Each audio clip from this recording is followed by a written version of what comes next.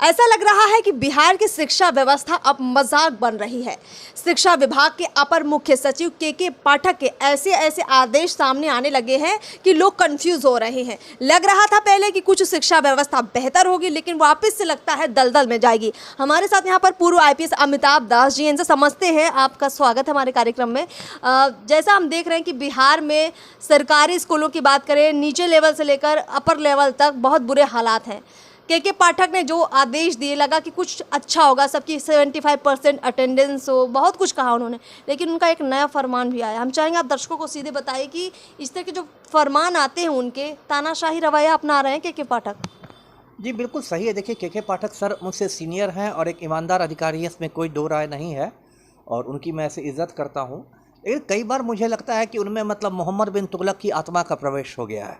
जैसे हम लोग इतिहास में पढ़ते थे कि मोहम्मद बिन तुगलक दिल्ली का सुल्तान था, तो अजीबो गरीब उल्टे सीधे फैसले लेता रहता था। कभी कहता था कि राजधानी को रातों रात दिल्ली से दौलताबाद करो, फिर बोलता था दौलताबाद से दिल्ली करो। तो मुझे कई बार लगता है कि पाठक सर में मोहम्मद बिन तुगलक की आत्मा प्रवेश कर गई है और वो भी ऐसे ही मतलब अजीबो गरीब फरमान निकालते हैं। अब मैं एक दो मिसाल आपको देता हूँ। एक बार उन्होंने कुछ दिनों पहले बिहार यूनिवर्सिटी के वाइस चांसलर का वेतन रोक दिया, कुलपति का वेतन धारित कर दिया।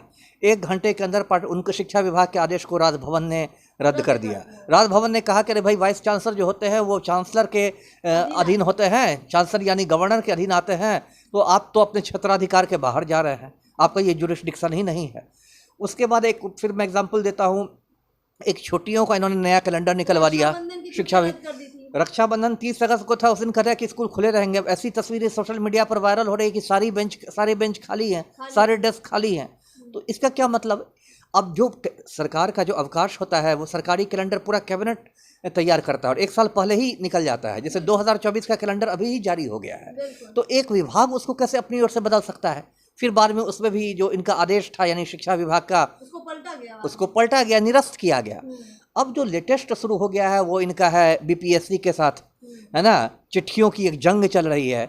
हम लोग जब जॉब में थे तो ऐसे ही मजाक में लोग कहते थे कि पत्राचार का मतलब होता है पत्र के द्वारा अत्याचार। अच्छा। है ना पत्र के द्वारा अत्याचार यानी पत्राचार। अच्छा। तो ये तो सिर्फ मजाक में कहा जाता था, लेकिन अब तो सच में लग रहा है कि पत्राचार का मतलब है पत्र के द्वारा अत्याचार। अच्छा। अब देखिए, अभी डॉक्यूमेंट वेरिफिकेशन हो रहा है, मतलब दस्तावेजों का सत्यापन हो रहा है, तो उसमें पाठक सर ने शिक्षा विभाग चिट्ठी निकलवा ली कि कोई भी शिक्षक या शिक्षा विभाग का कोई कर्मचारी इसमें नहीं लगाया जाएगा। जी।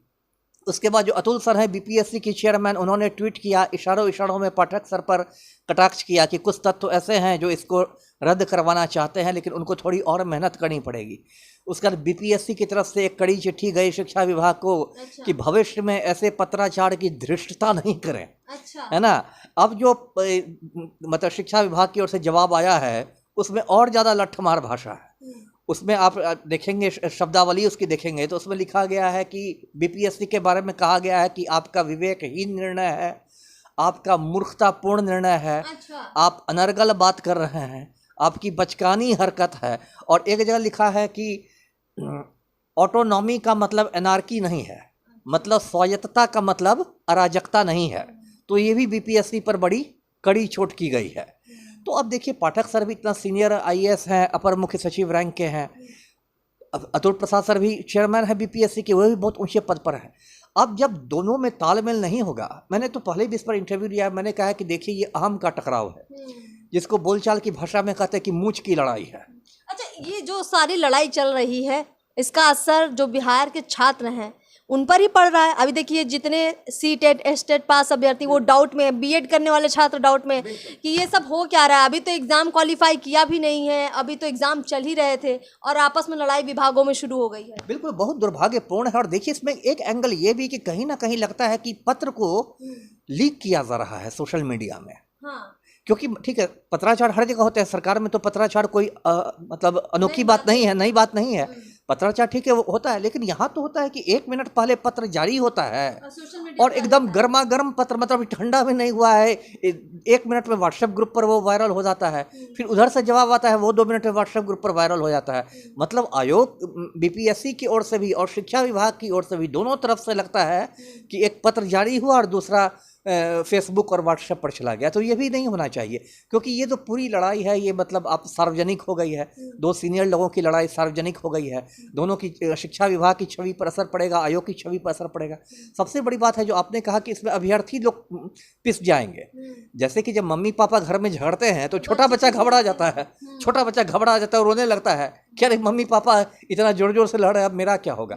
तो वही बात हो गई है ना कि अब एक तरफ शिक्षा विभाग है जो कि समझिए नोडल एजेंसी है शिक्षकों की बहाली का, उसी ने शिक्षक नियमावली बनाई है। एक तरफ आयोग है जो परीक्षा ले रहा है, जो डॉक्यूमेंट वेरिफिकेशन करेगा, जो अनुशंसा करेगा बहाली के लिए। अब ये दोनों में महाभारत शुरू हो गया है और कोई किसी से कम, और यहाँ तक कि जो शिक्षा विभाग की ओर से पत्र गया है उसमें धमकी भी दी गई है कि मामला न्यायालय में पहुँच सकता है ना। ये न्यायिक वाद का रूप ले सकता है यदि आपने मतलब ठीक से काम नहीं किया तो इस तरह से मतलब दोनों ओर से जो कहते हैं एकदम अखाड़ा बन गया है। तो ये तो दुर्भाग्यपूर्ण मुझे बात लगती है जी। देखिए, चाहे हम बीपीएससी की बात करें, अभी पिछले समय बार जब एग्जाम हुआ था बीपीएससी का पेपर लीक का मामला बीपीएससी के साथ जुड़ा रहता है। शिक्षा विभाग की बात करें तो सरकारी स्कूलों की हालत आपको पता है कि कोई बच्चा नहीं चाहता अपनी मर्जी से वहाँ पढ़ना, कोई परिवार का सदस्य नहीं उसको भेजना चाहता अपने बच्चे को। लेकिन जहाँ शिक्षा व्यवस्था को बेहतर करने की बात हो, बीपीएससी जो प्रॉपर एग्जाम उसको क्वालिफाई जो प्रॉपर ऑर्गेनाइज करना चाहिए बीपीएससी को, वो भी नहीं वो कर पा रही। तो कुल मिलाकर ये आपस की लड़ाई में अब इतना उलझ गए हैं कि जो उम्मीद थी कि लोग कुछ बेहतर काम करेंगे, वो उम्मीद भी अब खत्म हो रही है। खत्म हो ही रही है। कम से कम एक तनावपूर्ण स्थिति तो पैदा हो गई है ना। अब सबको मिलके काम करना चाहिए, सरकार में प्रशासन में सबको तालमेल में काम करना चाहिए, जनहित में काम करना चाहिए। यहाँ गृह युद्ध छिड़ जाएगा तो क्या होगा बताइए आप। बिल्कुल, चलिए आपका बहुत बहुत शुक्रिया। तो देखा दर्शकों आपने कि क्या कुछ हो रहा है बिहार के शिक्षा विभाग के अंदर, बीपीएससी के अंदर। लेकिन यहाँ पर बलि का बकरा कोई और नहीं, बिहार के वो छात्र बन रहे हैं जिन्होंने सीटेट बीटेट पास किया है, या फिर जो बच्चे बीपीएससी का एग्ज़ाम देकर निकले हैं या जो देने की तैयारी कर रहे हैं, और दूसरे वो बच्चे भी इसमें पिस रहे हैं जो सरकारी स्कूलों में पढ़ते हैं, क्योंकि वहीं के अध्यापकों को ड्यूटी पे लगाया जाए या नहीं लगाया जाए, इस तरह की चर्चाएं हो रही हैं। कुल मिलाकर माहौल कुछ भी कंफर्म नहीं है, अफरा तफरी का बना हुआ है। अब इसका असर आगे क्या कुछ होगा ज़रूर आप तक हम लेकर आएंगे। फिलहाल इस खास खबर में इतना ही। नमस्कार।